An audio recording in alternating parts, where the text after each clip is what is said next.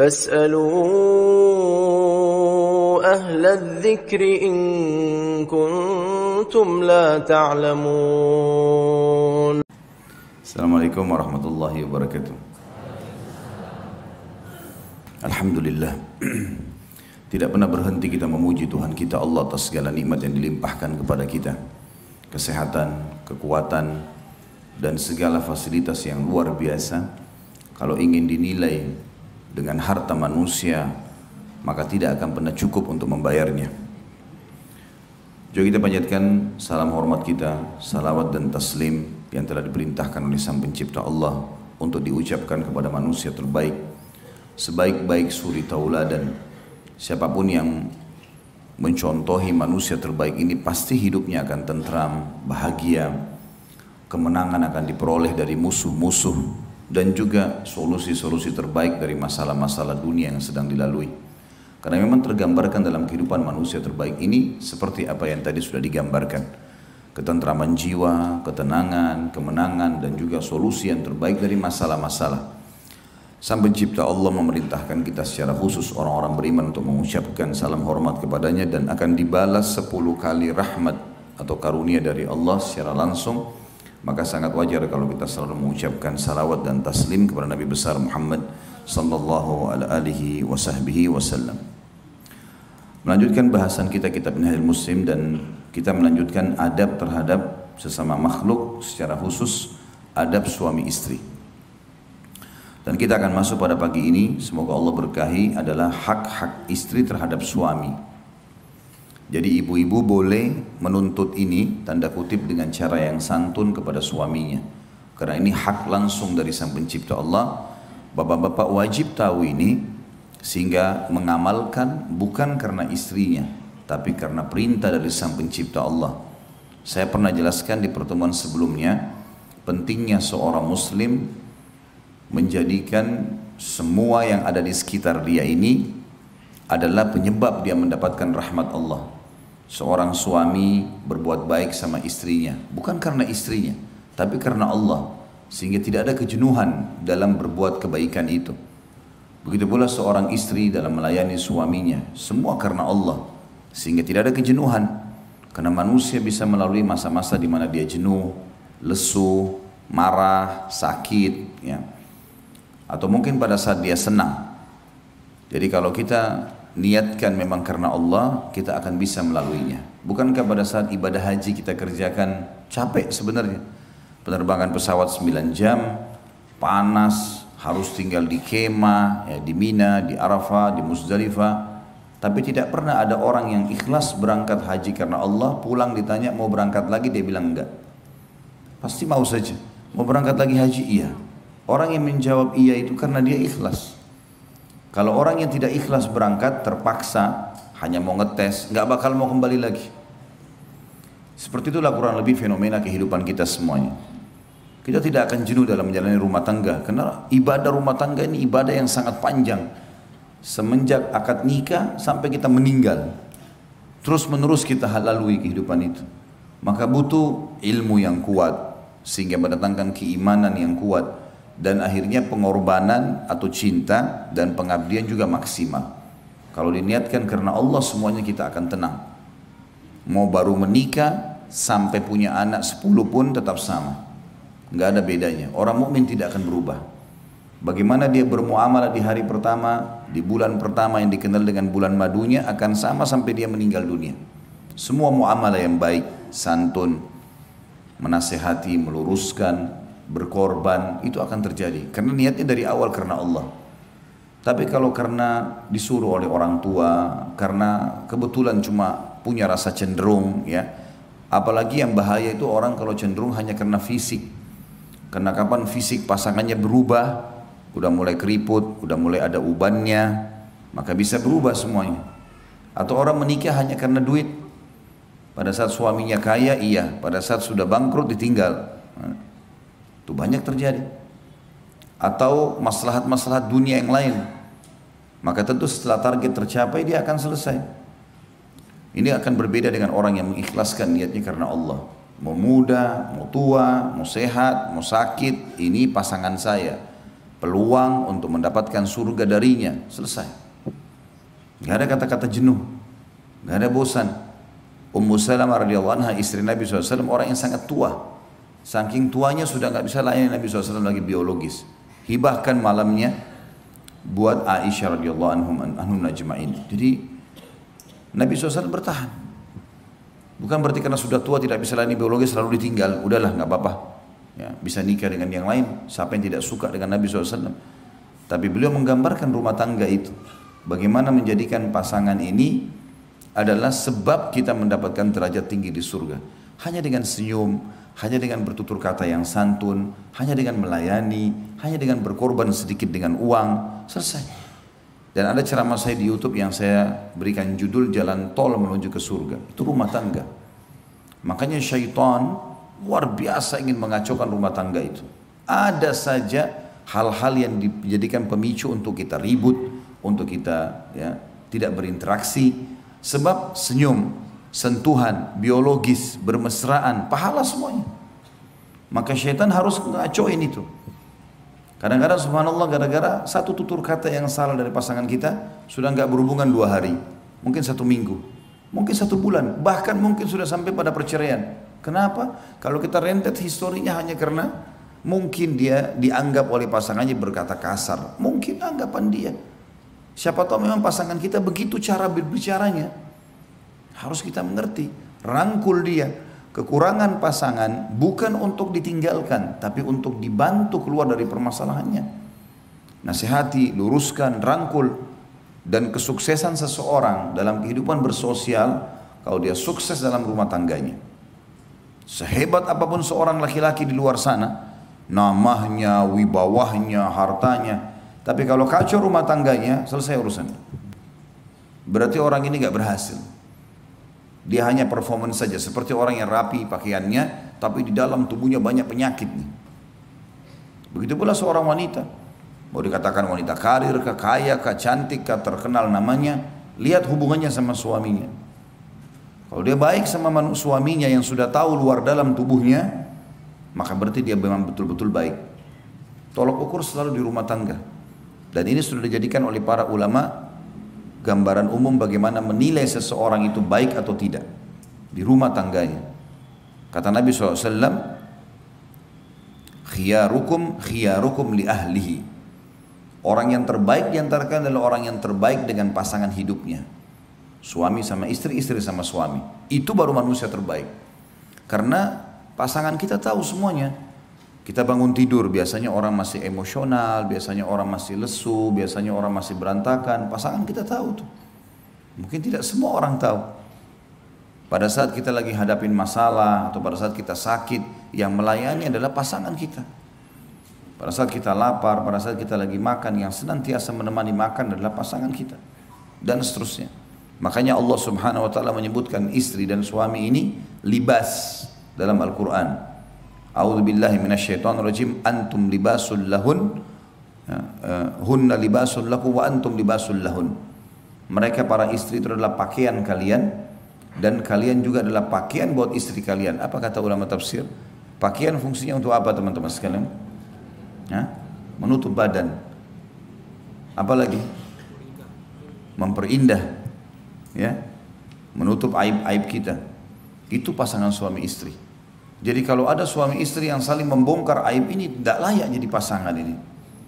Dia harus tahu titik luka di badan kita pun yang tahu istri kita, yang tahu suami kita. Orang lain nggak ada yang tahu. Gitu kan? Bahkan terkadang ada orang-orang yang luar biasa kalau memahami poin ini, bukan cuma hal-hal yang kecil hanya sekedar titik di badan. Ada seseorang mungkin yang bersedia untuk khidmat dengan pasangannya. Seorang dosen kami di Madinah, Dr. Saleh Suhaimi, semoga Allah jaga beliau.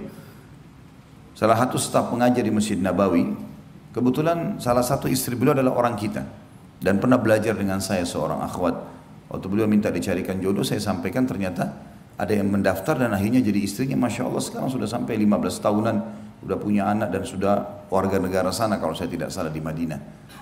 Yang jelas beliau sempat cerita sama saya, karena beliau matanya buta gitu. Ini saya cerita karena kebaikan ya, untuk menjadi ibrah dan pelajaran buat kita. Jadi beliau cerita sama saya dan saya memang terharu dan kagum dengan itu ya.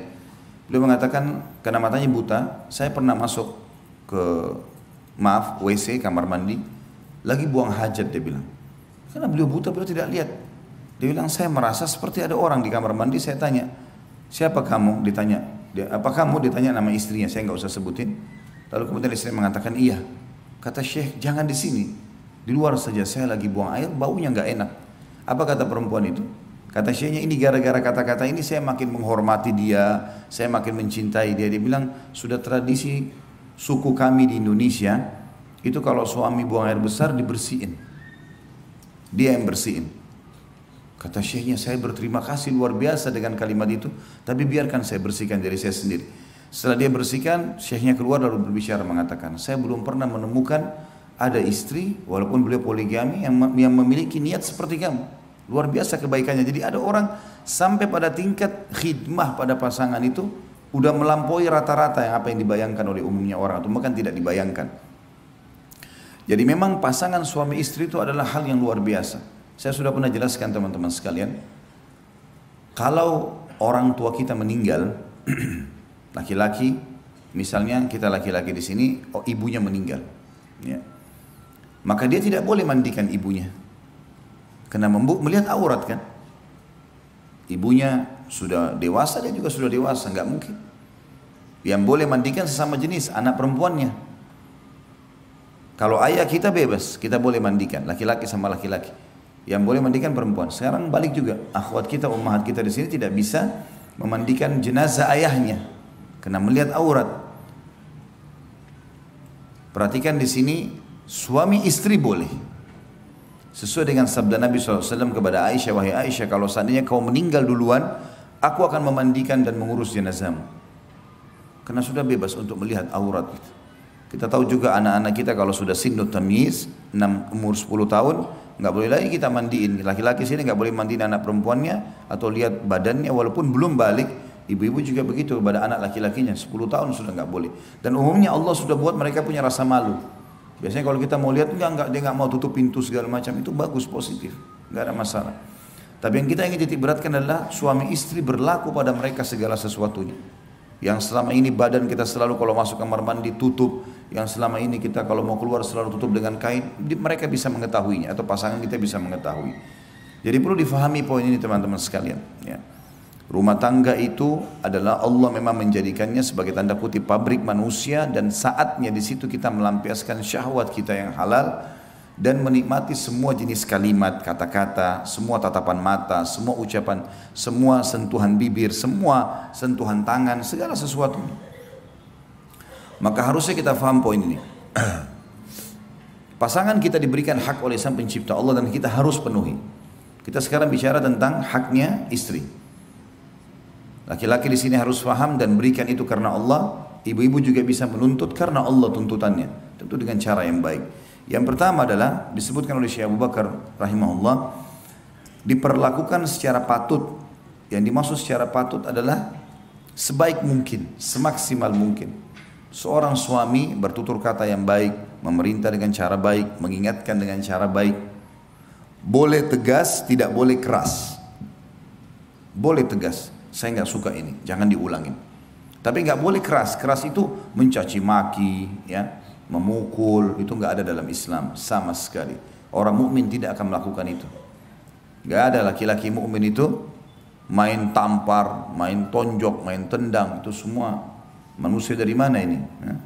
Dari hutan rimba kali masuk, ya. Dari mana ini? Tonjok-tonjokan dengan istri. Bukan istri lawan antum itu. Hah? Itu lakukan di sana di kancah peperangan. Musuh saja kalau sudah menyerang nggak boleh ditonjok, ditawan, apalagi istri. Ya. Baik lisannya fokus dengan pasangannya. Seperti di Saudi kita kalau keluar semua perempuan berhijab.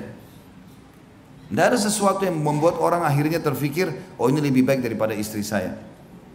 Kan gitu. Begitu juga wanita berhijab, maka mereka menjaga diri mereka, enggak sibuk melihat orang-orang. Ya. Walaupun kalau ada interaksi yang tidak bisa kita hindari kayak di pasar, kayak harus. Tapi biasanya yang bahaya tontonan, karena tontonan itu kan kita duduk siap menonton, kan itu. Akhirnya kejiwaan kita siap menerima Pikiran kita siap mencerna. Ini bahaya, bisa mengubah pola hidup, pola pikir, pola makan, berubah semua dengan tontonan ini. Maka bahaya sekali. Makanya ada orang kadang-kadang nuntut pasangannya melampaui batas. Kamu harus bisa menari seperti perempuan itu. Kamu harus bisa, laki-lakinya juga menyanyi seperti laki-laki itu. Ya susah lah. Ya. Apalagi lagu India, mana ngerti dia? Nggak bakal bisa itu. Maksa pasangan kita seperti orang India, gimana cara? Kita ini orang Melayu, orang Indonesia, beda alamnya, gitu kan? Orang Indianya aja belum tentu bisa ikuti artisnya kok. Apalagi kita mau ikut-ikutan ini. Dan memang aneh kalau kita ikut-ikutan seperti itu, karena itu memang alamnya mereka beda. Jadi tidak usah, ya. Kita boleh tingkatkan skill. Setiap orang yang kita perlu membaca, menambah informasi bagaimana menjadi suami yang terbaik, bagaimana menjadi istri yang terbaik. Agama sudah perintahkan dandanan yang baik, pakai minyak wangi yang wangi, sisir rambut yang wangi, ya tutur kata yang santun, sudah cukup kok sebenarnya. Dan kata beliau, berdasarkan sabda Rasulullah SAW kepada orang yang bertanya, apa hak istri salah seorang dari kami terhadap suaminya? Yang mana beliau menyebutkan, antut'imaha idha ta'imta wa taksuha idha tasaita wa la tadribil wajha wa la tukabbih wa la tahjur illa fil bait. Hendaklah engkau memberinya makan jika engkau makan. Jadi ini makanan penting sekali. Penting sekali. Sampai subhanallah saya dengar ada beberapa ummahat kita enggak mau makan sampai suaminya pulang ke rumah. Ini satu penghargaan yang luar biasa gitu. Akhirnya suaminya juga jadi tahu dia enggak akan makan di luar. Dia makan sedikit pulang ke rumah tetap makan di rumah. Saya sampai sekarang punya kakak ipar di kota Makassar, Masya Allah. Dia menikah dengan kakak saya perempuan. Itu sampai sekarang dia sendiri bilang sama saya kalau di luar tidak makan, pulang ke rumah. Karena dia panggil nama kakak saya, dia bilang masak buat saya. Jadi sudah bertahun-tahun, anaknya sudah sampai menikah, sudah ada cucunya malah. Tapi memang dia merasa makanan itu penting, punya pengaruh besar ya. Jadi ada orang subhanallah makan pikirin dirinya sendiri. Nah. Dan kalau suami pulang temani duduk makan. Istri sudah masak, teman-teman biar kenyang incipin makan sedikit. Duduk, puji makanan itu. Royal dengan pujian kepada pasangan penting. Puji, nggak apa-apa. Asal betul, tidak ada kedustaan. Gitu kan? Dalam arti kata sini pujiannya positif. Misal kita mengatakan makanannya Masya Allah masih hangat ya. Yang positifnya mana? Mungkin makanannya asin, tapi kita cari yang positifnya. Oh ini makanan hangat enak ya. Cocok kalau musim lagi udara begini. Ini pas sekali bumbunya atau apalah ya. Mungkin kalaupun ada kekurangan sedikit nanti lain kali dikurangin ininya ya. Dengan santun, dengan baik ya. Kan bisa semuanya nih. Asal mau saja masalahnya. Kita kadang-kadang tidak mau atau bahkan mungkin belum punya pengalaman, belum tahu akhirnya tidak melakukannya. Atau mungkin kedangkalan pemahaman terhadap hukum syar'i. Rasulullah SAW menyebutkan hak pertama bukan rumah, bukan transportasi, makanan. Berarti makanan punya pengaruh besar loh. Sampai saya pernah bilang di dalam pelatihan rumah tangga, saya bilang ibu-ibu kalau mau suaminya tenang di rumah, penuhi 3 hal. Tatapan matanya, perutnya dan kemaluannya.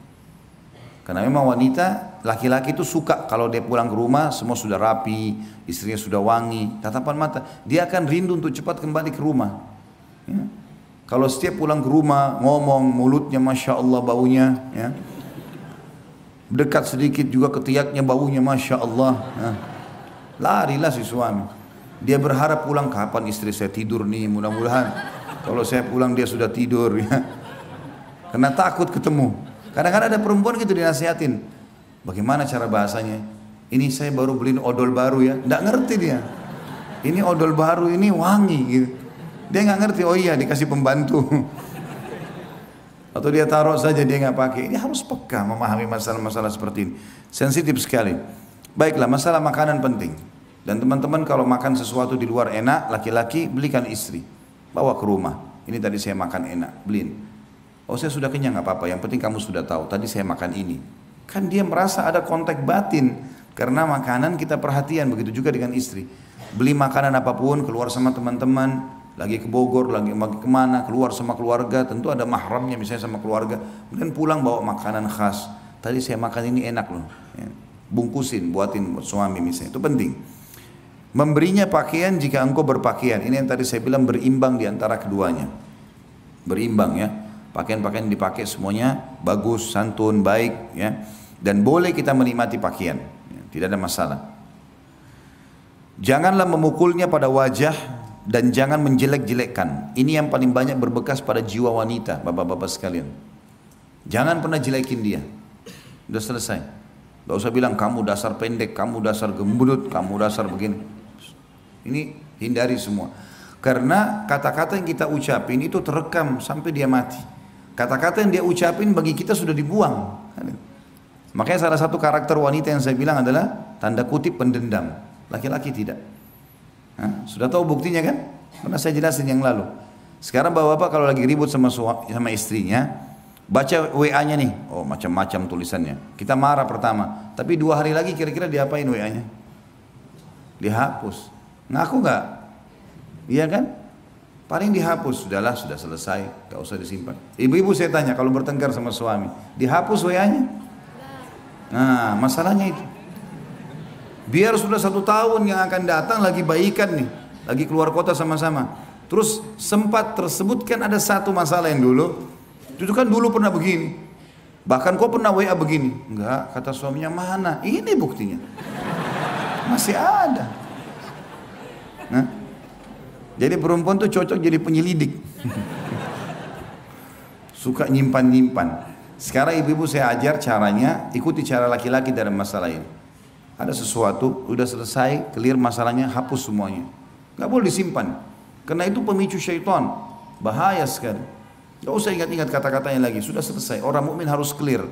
Allah saja kalau kita minta maaf dimaafin kok. Dan dihapusin semua bekas-bekasnya. Masa kita enggak gitu ya. Jadi hati-hati, jangan pernah memukul. Wajah terutama.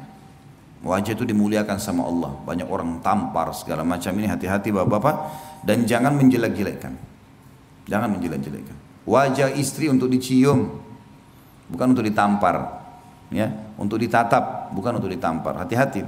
Dan banyak laki-laki yang luar biasa kasarnya. Ya.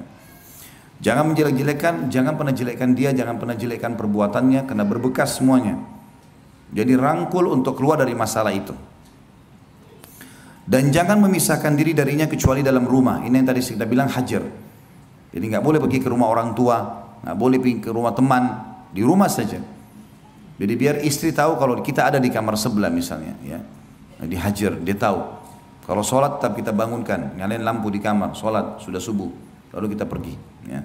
Seperti itulah. Dalam sabda beliau yang lain, tentu hadis ini diriwayatkan tadi Imam Abu Dawud nomor 2142 dengan sanad hasan. Dalam sabda beliau yang lain, Rasulullah SAW bersabda, "Ala wa haqquhunna alaikum an tuhsinu ilaihinna fi kiswatihinna wa ta'amihinna." Ingatlah bahwa hak mereka para istri terhadap kalian adalah kalian berbuat baik kepada mereka dan memenuhi pakaian dan makanan mereka. Itulah alam wanita. Bagaimana kita memberikan kepada mereka makanan dan pakaian yang membuat mereka puas dan suka. Ya. Dan juga sabda Nabi SAW, dan itu tadi hadis sudah kita sebutkan, diriwayatkan Imam Tirmidzi nomor 1163, dan sabda Nabi SAW selanjutnya adalah la yafruq mu'minun mu'minah in kariha minha khuluqan radiya minha akhar. Janganlah seorang mukmin membenci seorang mukminah istrinya, jika ia membenci satu perilaku darinya, niscaya dia rela terhadap perilaku yang lain. Istri kita juga manusia.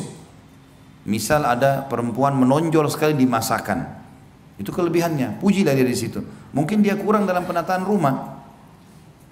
Mungkin ada perempuan dalam mengatur pakaian, kerapian rumah bagus, tapi nggak bisa masak. Kalau ada yang Allah berikan kepada kita, masya Allah, wanita yang bisa mengatur semua itu sangat luar biasa. Udah rumahnya bersih, dianya bersih, masakannya enak, karunia dari Allah. Tapi seorang mukmin harus faham, kalau ada kekurangan istri, selama bukan pelanggaran agama ya, cuma masalah-masalah khidmah pelayanan, maka dia, kata Nabi SAW, janganlah seorang mukmin membenci seorang mukminah istrinya jika ia membenci satu perilaku, ada yang dia tidak suka karena kekurangan, niscaya ia rela dengan perilaku yang lainnya. Ini masalah bergaul dengan cara patut. Yang kedua, mengajarinya atau mengajari istri tentang perkara-perkara agama yang penting jika sang istri belum mengetahuinya. Ini penting sekali. Jadi seperti ummahat kita, akhwat kita diizinkan oleh suaminya pergi ta'lim, itu penting. Bapak-bapak jangan larang suami istrinya pergi belajar agama. Jangan larang. Karena itu maslahatnya buat kita sendiri sebenarnya. Kalau bapak-bapak memahami itu, ikhwah kita memahami berapa besar pengaruh kebaikan perubahan pada istri kalau dia pulang dari pengajian, maka dia tidak akan melarang. Karena perempuan pakai perasaan. Kapan ibu-ibu kena perasaan dari sisi agama beda dengan laki-laki. Kalau laki-laki mungkin dia tahu tentang sholat malam, tapi kalau dia capek dia mengatakan saya capek, mungkin besok aja saya sholat. Perempuan belum tentu begitu. Mungkin kalau dia kena perasaan secara keimanan, walaupun capek dia bisa bangun sholat malam. Kena perasaan beda, ya. Di sini kita harus mengajarkan dan membiarkan mereka mendalami agama yang dalam, ya.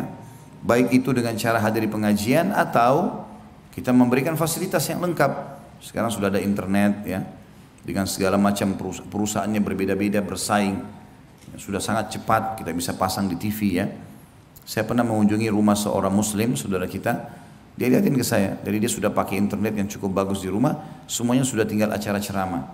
Istrinya pun habis masak, dia lagi di kantor tinggal putar YouTube ceramah, Ustadz Fulan, tinggal nonton saja. Karena biasanya kalau acara TV, kalau luput jamnya kita nggak bisa kan.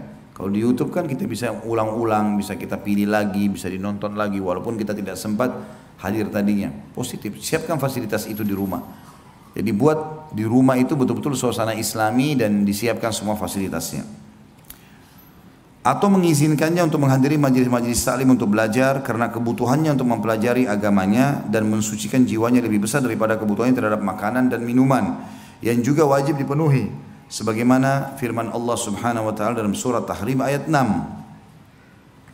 A'udzu billahi minasyaitonir rajim, ya ayyuhalladzina amanu qu anfusakum wa ahlikum nara. Al-ayat. Hai orang beriman, pelihara dirimu dan keluargamu dari api neraka. Maksudnya buat dia faham agama supaya dia tidak berbuat hal-hal yang berbau agama. Saya sedih kalau melihat atau mendengar sebagian akhwat kita atau umat kita mengeluh, ya kadang-kadang kami mau pergi taklim dilarang oleh suami. Sayang sekali. Dia tidak faham kalau suaminya tahu bagaimana pengaruh secara kejiwaan karena hadir di pengajian itu luar biasa. Dia akan lebih santun dengan suaminya, dia akan lebih khidmah, dia akan lebih takut kepada Allah dalam hak-haknya, itu akan tertanamkan, ya. Kata beliau, istri termasuk keluarga yang harus dipelihara dari ancaman api neraka, yaitu dijaga dengan keimanan dan amal soleh. Sedangkan amal soleh itu harus dengan ilmu sehingga bisa melaksanakannya dengan benar sesuai dengan tuntunan syariat. Hal ini berdasarkan sabda Rasulullah sallallahu alaihi wasallam dalam sebuah hadis yang diriwayatkan oleh Imam Bukhari Muslim dan Imam Tirmidzi juga meriwayatkan nomor 1163. Jadi tentu hadis ini sahih karena riwayat Bukhari Muslim.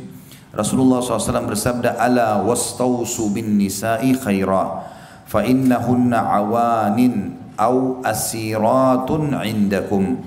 Ingatlah, berbuat baiklah terhadap para wanita karena mereka adalah tawanan yang ada pada tangan kalian. Bapak-bapak, saya kasih resep sederhana, walaupun ini rahasia di antara kita, cuma pakai mic apa boleh buat, ibu jadi dengar gitu kan. Tidak bisa matiin, harus dengar gitu. Jadi kalau istri berbicara sesuatu, sekali lagi, omongan-omongan yang tidak nyaman tinggalkan saja. Ditinggalkan maksudnya tidak usah dihiraukan, tetap ada di situ tapi nggak usah dihiraukan. Kita buat teh sendiri, kita buat kopi, kembali lagi dengarin, biarin saja, anggap orang sedang berdongeng. Biarin dia ngomong, nggak apa-apa. Itu kuncinya. Dan jangan terpengaruh dengan setiap statementnya perempuan, karena perempuan kalau sampaikan sebuah statement, dia tidak pikir jangka panjangnya, sekarang saja. Lagi marah ya sekarang, mau cerai, mau mati, mau apa, terserah, nggak mau tahu. Kalau kita laki-laki kan berpikir panjang, makanya perceraian ditaruh di tangan laki-laki. Kalau cerai di tangan ibu, satu hari berapa kali ibu ceraikan suaminya? Saya mau tanya. Terlambat sedikit, saya ceraikan kamu. Semua cerai. Jadi kalau mendengar kata-kata cerai dari lisan istri sudah biasa itu. Jangan dihiraukan, jangan menjadi beban pikiran. Nah, anggap angin lalu. Kalau dia ngomong sesuatu yang positif baru kita tanggapi. Itu yang dilakukan Umar bin Khattab. Istrinya marah, ngoceh-ngoceh, dibiarin sama Umar. Sampai ada sahabat mau mengeluh, istrinya juga bicara begitu di rumah. Oh, ternyata rumah Umar didengar dari luar suaranya istrinya Umar. Kau Umar begini, kamu begitu, kamu begini, segala macam. Umar diam saja. Orang ini pulang, akhirnya Umar dengar ada orang dari depan pintu. Dibuka pintu sama dia. Dikejar orang itu, kenapa kau pulang? Amir Mu'minin, masalah kita sama. Di rumah istri saya banyak ngomel-ngomel, di sini juga Anda diomelin gitu. Dia bilang perempuan, dia udah masakin masakan saya, dia udah cuciin baju saya, dia jadi ibu anak-anak saya. Udahlah, anggap saja dia ngomel. Maaf ibu-ibu ya, anggap radio rusak. Lah, kalau dia sudah ngomong kasar, pulangin saya ke rumah orang tua saya nyesel nikah sama kau, masa mau dilayani? Kira-kira, masa mau dilayani? Oh iya, saya pulangin kamu sebentar, kan tidak mungkin. Nanti akhirnya kau sudah dibawa pulang di mobil tengah jalan baru nyesel-nyesel. Jangan, tidak usah dilayani. Tanda kutip tadi ya, radio rusak itu. Hanya supaya mudah difahami. Tapi kalau nanti kalau coba terapin, kalau memang ada bapak-bapak yang Allah uji gini, istrinya suka ngomel, coba terapin. Kalau dia lagi ngomong, walaupun kita pegel, dengarin aja. Nanti sekali dua kali dia tidak mau lagi ngomel tuh, karena dia tahu tidak ditanggapi. Dia jadi berhenti sendiri. Sudah tahu ya? Senyap suara bapak-bapak ini. Entah paham atau enggak ini. Itu rahasia susah didapat itu ya. Baiklah. Sabda Nabi SAW sini yang mulia, ingatlah, berbuat baiklah terhadap kaum wanita, maksud dalamnya adalah bertutur kata yang baik, tidak usah terlalu ditanggapi permasalahan yang diucapkan. Karena banyak laki-laki begitu, terlalu terbawa dengan arus perkataan istrinya. Akhirnya dia sakit hati sendiri, dia pegel sendiri, enggak. Bijaksana, dewasa. Yang perlu ditanggapi, yang enggak usah. Tapi juga kita enggak usah tinggalkan. Ya, itu penting. Karena mereka adalah tawanan di tangan kalian. Dari rumah ayahnya kita ambil dengan kalimat akad, dipindahin ke rumah kita. Dia yang masain, dia yang bersihin rumah, dia yang jadi ibu anak-anak. Ngapain harus dimarah-marahin? Nggak perlu, udah biarin aja. Di antaranya adalah dengan mengajarkan hal yang bisa memperbaiki sikapnya dalam beragama dan mendidiknya dengan didikan yang membuatnya bisa istiqamah yang baik. Yang ketiga, mendidiknya untuk menjalankan ajaran-ajaran dan adab-adab Islam serta menghukumnya bila menyelisihinya, yaitu melarangnya bepergian sendirian atau menampakkan wajahnya. Ini tentu bagian pendapat mengatakan wajibnya cadar. Dan bertabarruj atau bersolek dan berbaur dengan laki-laki yang bukan mahramnya. Jadi dia suami di sini harus punya rasa cemburu kalau istrinya melakukan perbuatan yang salah. Ya. Jadi ini penting sekali. Perempuan itu suka kalau kita seperti mencemburui dia. Ya. Kalau laki-laki terbalik. Ibu harus tahu laki-laki tidak suka dicemburui. Ya.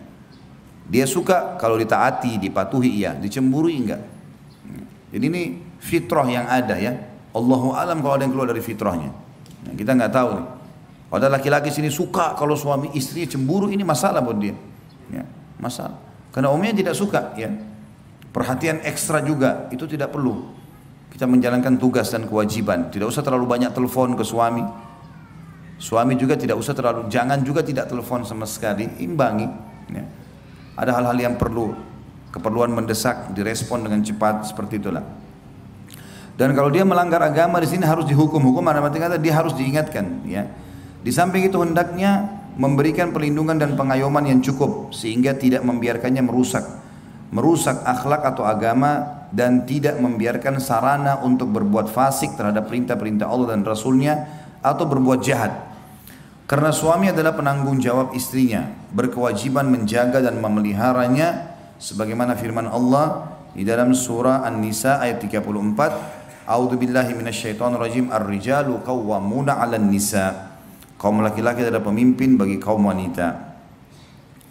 Juga dalam hadis Bukhari Muslim, Imam Bukhari nomor 893, Imam Muslim 1829, Rasulullah SAW bersabda, "War-rajulu ra'in fi ahlihi wa huwa mas'ulun ar-ra'iyyati." Laki-laki adalah pemimpin bagi keluarganya dan akan diminta pertanggungjawabannya terhadap keluarga yang dipimpinnya. Jadi kita bertanggung jawab terhadap pelanggaran-pelanggaran istri juga. Jadi kalau ada istri tidak pakai hijab, dia tidak sholat, suaminya bertanggung jawab itu. Beda kalau sebaliknya ya. Kalau suami melanggar ya, agama, tugas istri mengingatkan, tapi bukan kewajiban dia seperti kewajiban suami terhadap istri. Karena posisi suami pada istri sama dengan posisi orang tua pada anak. Salah anaknya maka dia bertanggung jawab, salah istri dia bertanggung jawab.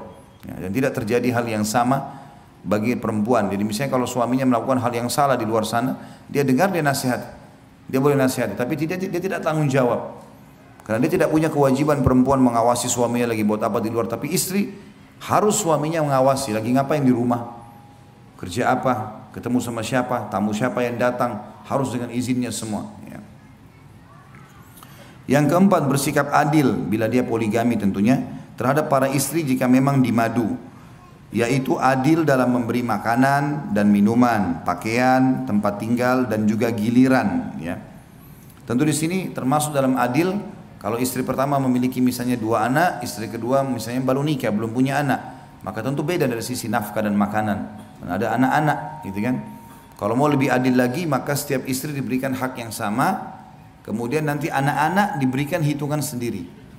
Maka itu jauh lebih tenang, ya, lebih baik. Memberi makan dan minum, pakaian, tempat tinggal. Dan kalau seorang suami berpoligami, dia berikan istrinya yang satu baju, misalnya ada pesanan harga 200.000 misalnya.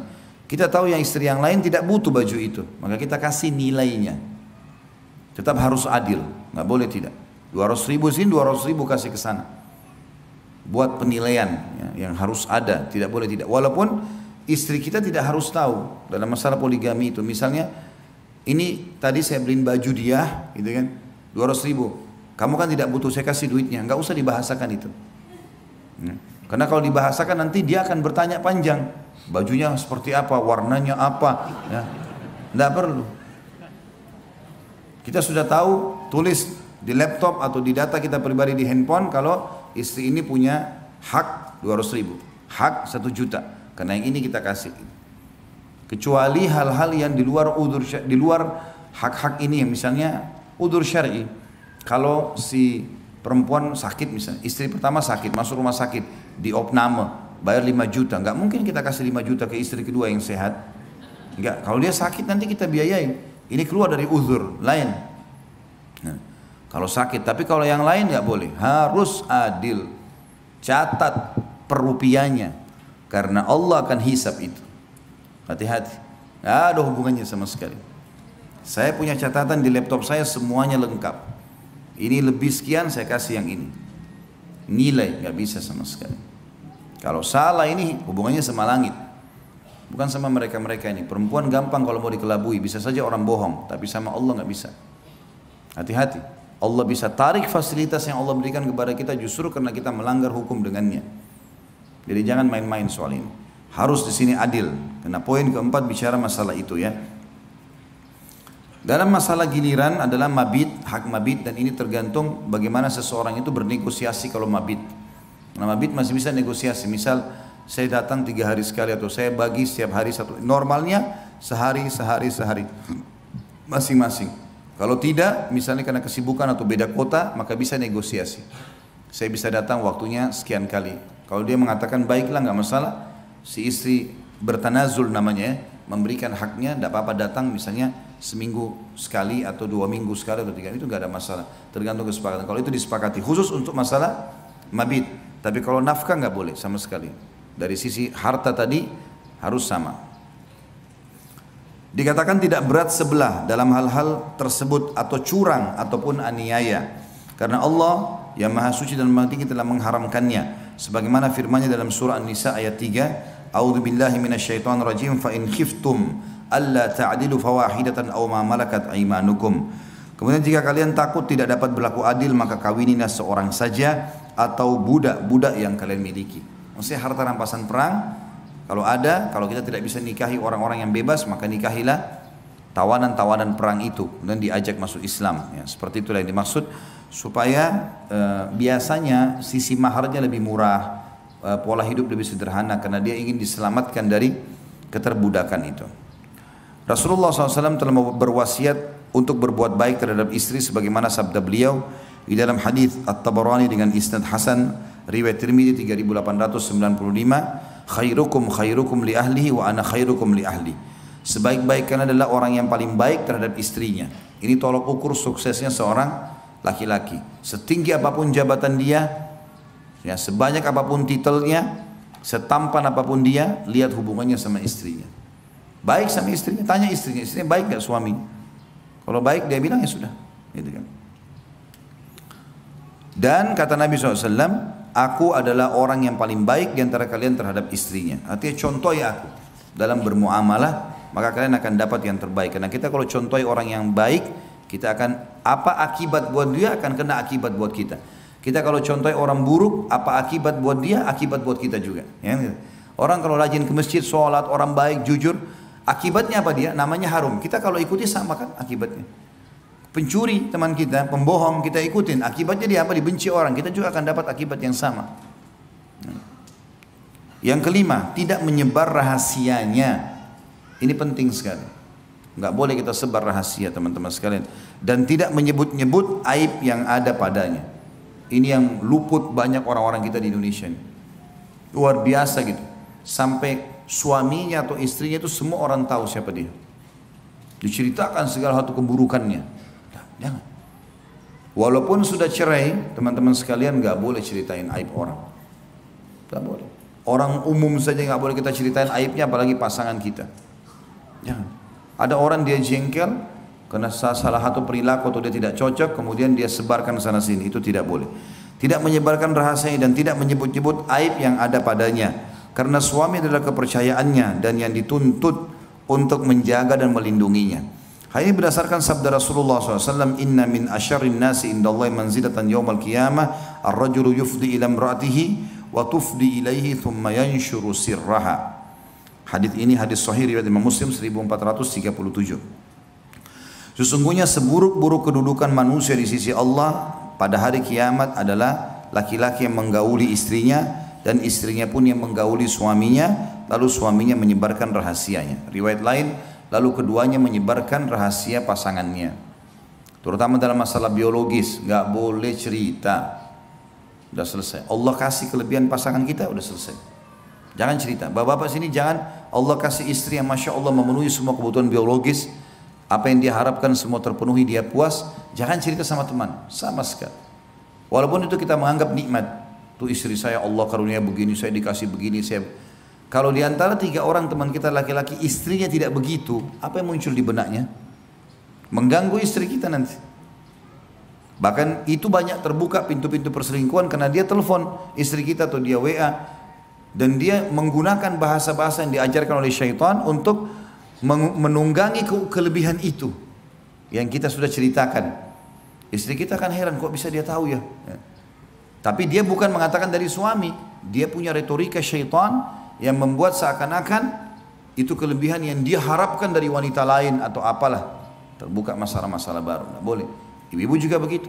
Allah kasih suami yang Masya Allah puasin secara biologis, ibu merasa cukup segala macam.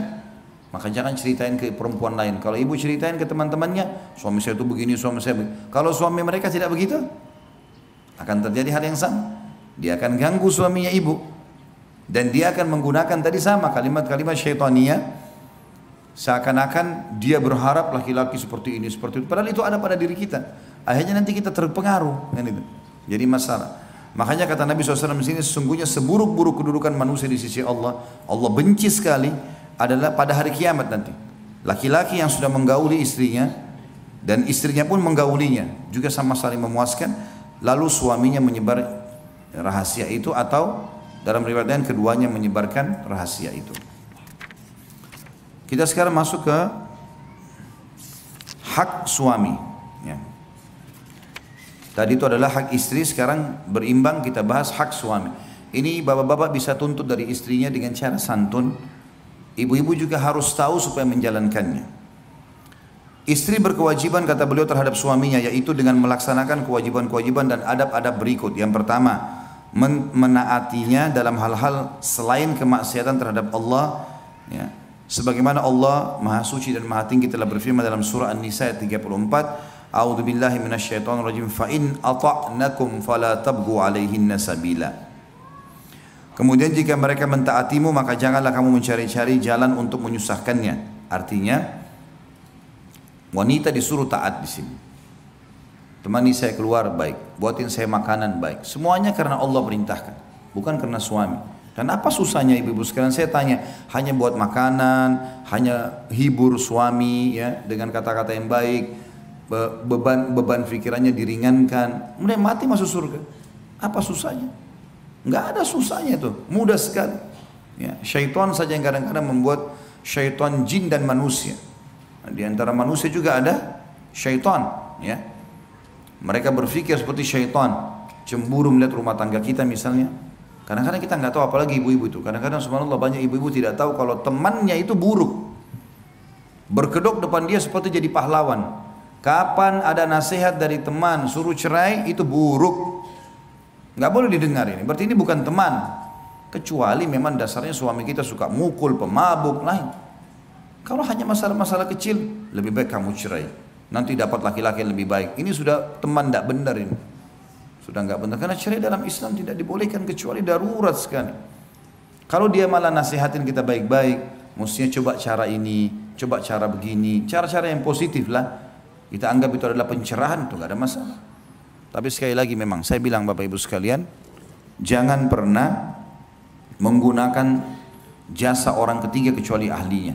Itu pun ahlinya harus ulama yang besar, yang punya pengalaman yang luar biasa sehingga memandu kita pada poin yang benar. Kita juga kalau bertanya to the point. Saya punya masalah seperti ini, apa jalan keluarnya, apa sarannya, apa nasihatnya dan seterusnya. Dikatakan di sini juga Rasulullah SAW bersabda dalam hadis yang sahih riwayat Bukhari nomor 3237, Muslim 1436, "Idza da'a ar-rajulu imra'atahu ila firashihi falam ta'tihi fabata ghadbana 'alaiha la'anatha al-malaikatu hatta tusbih." Jika seorang laki-laki mengajak istrinya ke tempat tidur lalu si istri tidak memenuhinya, kemudian laki-laki itu kesal terhadapnya, maka wanita itu dilaknat oleh malaikat sampai pagi. Nah, makanya syaitan menggoda untuk itu ya. Di sini perlu kita garis bawahi banyak manfaat dari hadis ini. Yang pertama kata para ulama adalah biologis laki-laki nggak bisa ditunda. Beda dengan biologis perempuan yang masih bisa ditunda. Ibu-ibu kalau masih pengen berhubungan biologis sama pasangan, tapi suami lagi safar segala macam, dia masih bisa sabar. Kalau laki-laki susah sekali, karena berpengaruh kepada emosi jiwanya. Tanpa dia sadari, kita nggak sadar, tapi kadang-kadang terbawa itu. Jadi kalau ibu-ibu dapat suaminya suka marah, masalahnya di biologis. Coba ibu-ibu muhasabah deh. Mungkin seringkali ibu bengkalikan poin itu. Tidak ada laki-laki subhanallah menumpahkan sperma lalu emosi, nggak ada. Hah? Pada saat dia klimaks, dia tumpahkan spermanya, itu ketenangan jiwa dia dapatkan. Makanya ya seperti dia sedang mendapatkan sebuah kebahagiaan yang luar biasa. Umumnya laki-laki kalau setelah klimaks pasti ngantuk dan tidur. Beda dengan ibu-ibu. Ibu-ibu kan menerima sperma. Sperma itu komposisinya kata sebagian ulama ada komponen ada komponen apinya, panas. Jadi kalau ibu-ibu terima sperma biasanya tambah semangat bicara. Nah, jadi kalau ibu lihat suaminya habis klimaks tidur, itu memang normal dia. Ya, jangan ibu bilang, ya sudah tidur. Saya mau tidur nggak bisa. Memang ibu nggak bisa tidur, nggak bakal bisa tidur. Coba alihkan ke yang lain, nyapu, ngepel, masak. Nah itu baru bisa. Karena nggak bisa memang. Jadi yang tadinya buat suaminya bergelora itu pindah ke dia. Bayangin aja. Maka memang begitu, dia akan jadi semangat 45 di sini. Untuk bekerja, untuk segala macam. Ini yang pelajaran pertama dikatakan para ulama tentang masalah biologis di sini. Kenapa perempuan sampai dilaknat kalau tidak layani biologis suaminya? Apa sebabnya? Karena suami itu akan berinteraksi dengan alam luar. Kalau ini bermasalah dan dia tidak, imannya kurang, dia bisa berzina. Terjadilah kerusakan di muka bumi. Nanti ibu-ibu istrinya baru marah pada saat tahu suaminya selingkuh. Padahal sebenarnya permasalahan di rumah. Nggak ada orang yang kenyang itu masih mau makan.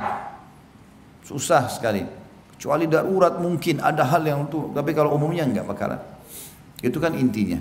Makanya Rasulullah SAW di sini ya menekankan sekali laknat Allah, laknat malaikat datang kepada istri yang diajak tidak mau. Kadang-kadang mungkin karena jual mahal. Beda kalau ibu sakit ya. Ibu sakit ada udzur syar'i beda. Tapi kalau enggak boleh nolak. Ya. Ini pelajaran pertama dari hadis bahwasanya biologis laki-laki beda dengan biologis perempuan. Makanya tidak boleh ditunda laki-laki, perempuan masih bisa, gitu kan?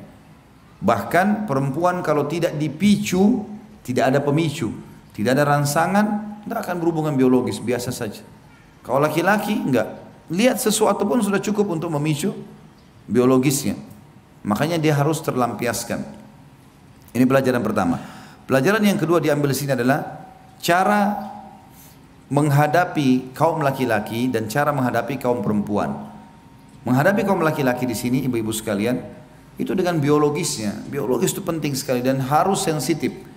jaga bau mulut, jaga bau badan, jaga warna pakaian, ya, penampilan, harus semua dijaga, tidak bisa tidak. Jangan pernah bapak-bapak pulang rumah, kemudian mau biologi sama istri, tidak mandi, maaf, tidak membersihkan kemaluan, tidak cebok segala macam, tiba-tiba langsung main, mau dekatin istri, mungkin istrinya sudah mandi, bersih dan seterusnya. Ya. Perempuan juga begitu, ibu-ibu jangan berpikir akan didekati oleh suami kalau memang dasarnya ada bau, sekarang sensitif sekali. Bau mulut, bau badan, kenapa sih nggak pakai minyak wangi, kenapa nggak kumur-kumur dengan mouthwash, ada banyak, sikat gigi sebentar berapa, 1 menit paling gitu kan. Semprot minyak wangi, sesuatu yang disuka oleh pasangan kita, pakai baju yang paling bagus ya. Kadang-kadang subhanallah ada orang menganggap rancu dengan istri atau suami menggunakan baju-baju khusus buat mereka di rumah. Ini keliru. Apa yang membuat pelacur, mohon maaf, punya nilai jual? Ibu-ibu saya tanya, apa yang membuat pelacur punya nilai jual? Penampilan, pakaian, kan itu, wangi. Coba kalau seandainya dia pakai daster di tempat perzinahan, kira-kira ada yang mau bayar dia? Enggak kan? Nah, semestinya setiap istri begitu di rumah, bukan kita contoh pelacur, tidak. Mestinya pakai baju yang bagus. Kalau merasa baju itu kurang cocok tapi suami suka, nggak apa-apa, bersabar, kita pakai gitu kan. Mungkin warna yang dia suka. Kalau suami suka rambutnya panjang, dipanjangin.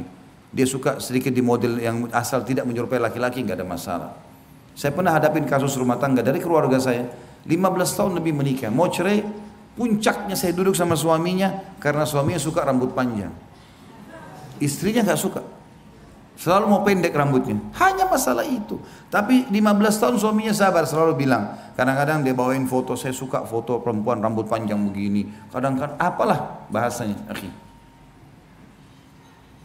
Ya akhi.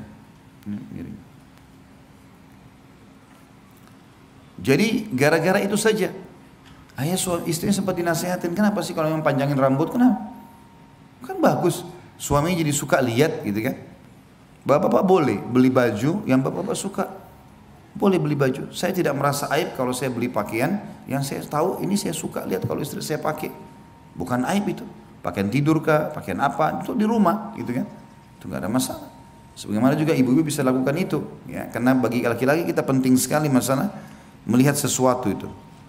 Ini yang pelajaran kedua yang diambil ya, kalau masing-masing laki-laki dan perempuan ini cara menghadapinya. Ya. Ibu-ibu kalau mau suaminya lunak, ya, baik, maka biologis nomor 1 bagi dia. Dan perempuan juga harus tahu dari sisi lain, kalau suaminya membutuhkan itu, melihat, ya, dilayani segala macam. Laki-laki juga harus tahu untuk membuat supaya istrinya mau melayani biologis, dia penuhi semua tadi hak-haknya. Ibu-ibu sekarang kalau dikasih baju baru, dikasih sepatu baru, tas baru, gembira nggak kira-kira? Gembira. Nanti akhirnya bisa melayani biologis suaminya kan? Kalau suami nggak pernah bawa hadiah sama sekali di rumah, nggak pernah beliin baju, nggak pernah bawain hadiah apa, nggak pernah buat kejutan. Perempuan tuh suka dibuat kejutan loh. Nah bapak-bapak, nggak ada yang ngantuk kalau saya bahas masalah ini ya. Kalau kita laki-laki nggak suka kejutan, malah kadang-kadang sempat marah, ibu-ibu jangan buat kejutan buat suami. Masak boleh lah, dia suka sesuatu mungkin, tapi buat kejutan apa gitu kan, mungkin biasa saja. Kalau perempuan suka dengan kejutan, bapak buat kejutan sesuatu apa ya, yang membuat akhirnya dia gembira, sehingga biologis bisa terpenuhi karena berhubungan dengan masalah perasaan. Juga ada sabda lainnya, beliau SAW bersabda dalam hadis yang sahih diriwayatkan Abu Daud nomor 2140, Al-Hakim meriwayatkan nomor 206 dan disahihkan oleh Tirmidzi di nomor 1159. Rasulullah SAW bersabda, "Lau kuntu amiran ahadan an yasjuda li ahadin la amartul mar'ata an tasjuda li zawjiha." Jadi hadis ini ada sebabnya sebenarnya ya. Pada saat Muadz bin Jabal radhiyallahu anhu kembali dari Yaman ke Madinah, tiba-tiba beliau sujud di bawah kaki Nabi SAW. Lalu kata Nabi SAW, apa ini Muadz? Berdirilah. Kata Muadz radhiyallahu anhu, ya Rasulullah, saya di Yaman melihat kalau orang-orang menghormati pimpinan mereka, maka mereka sujud di kakinya. Dan saya anggap anda orang paling layak untuk saya sujudi. Maka saya sujud kepada anda. Kata Nabi SAW, tidak. Hai Muadz, seandainya, ini lanjutan, ini hadisnya saksi bahasan ditulisnya, tapi saya awali dari awal kisahnya. Seandainya aku dibolehkan memerintahkan seseorang bersujud kepada orang lain, pasti aku perintahkan wanita sujud kepada suaminya. Perhatikan ya, tidak ada hadis ini Bu yang berbunyi saya akan suruh anak sujud pada orang tuanya, nggak ada loh. Saking besarnya hak suami. Nggak ada hadis yang mengatakan saya akan suruh anak-anak sujud kepada orang tuanya. Padahal orang tua luar biasa kedudukannya. Bahkan ulama mengatakan tidak dibolehkan sama sekali. Tapi Nabi berikan perumpamaan kalau boleh sujud selain Allah, saya suruh istri sujud pada suaminya. Ada juga seorang wanita datang kepada Nabi SAW mengatakan, ya Rasulullah, dalam hadis sahih, saya mau menikah, orang ini belum menikah. Saya mau menikah, tapi saya mau tahu dulu apa hak suami saya. Supaya saya tahu nanti saya berikan haknya. Kata Nabi SAW, kalau dada suamimu luka dan bernanah, lalu kamu bersihkan dengan lidahmu, bukan dengan kain, maka kau masih belum bisa memberikan haknya. Aisyah mengatakan radhiyallahu anha, hai para wanita, kalau kalian tahu hak-hak suami kalian dari Allah, maka kalian akan mengambil debu kaki mereka diletakkan di pipi kalian. Karena suami orang asing, bukan ayah kita, bukan kakak kita, tiba-tiba semua makanan, pakaian, tempat tinggal harus dipenuhi sama dia.